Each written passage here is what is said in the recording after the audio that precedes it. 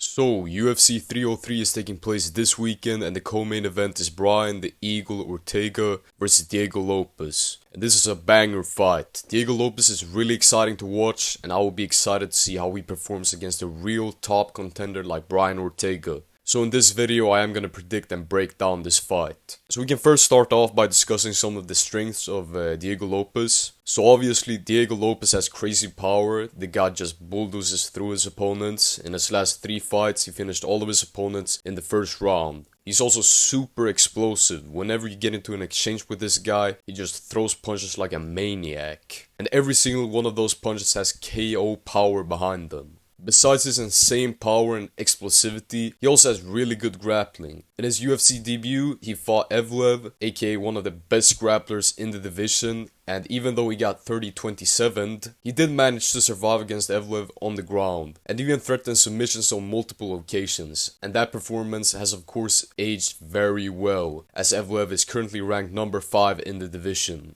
Lopes also has a lot of submission wins in his career, so his ground game is obviously very good. Lopes also has a really solid shin. He is able to outbrawl a lot of his opponents and just push through even when he gets hit clean on the shin. And Lopes doesn't really have that many obvious weaknesses. I guess the only one is that his defense isn't the best. He does get hit a decent amount, but he also has a pretty good shin at the same time, so it does kind of cancel out that weakness. But let's move on and talk about Brian Ortega's strengths. So obviously you have to mention his grappling and his submission game. The guy is really good BJJ, and like Lopes, he also has a lot of submissions on his record. Ortega also has pretty decent boxing. He isn't the most dangerous, but he is quite technical, at least offensively, and he showed us that technical boxing a while back in the TKC fight. Ortega also has a very solid shin. The guy gets hit a ton in his fights, and he is able to eat a lot of them. And the biggest and most obvious weakness Ortega has is the fact that he does get hit a lot. And when I say a lot, I mean a lot. The guy pretty much looks like a completely different person after his fights. Anyways, let's go over the win conditions for each fighter in this fight. Diego Lopes is going to want to keep this fight mainly on the feet. He has solid power, and if he catches Ortega, he is going to hurt him badly. Ortega also gets hit very much, so when he is facing a real power puncher,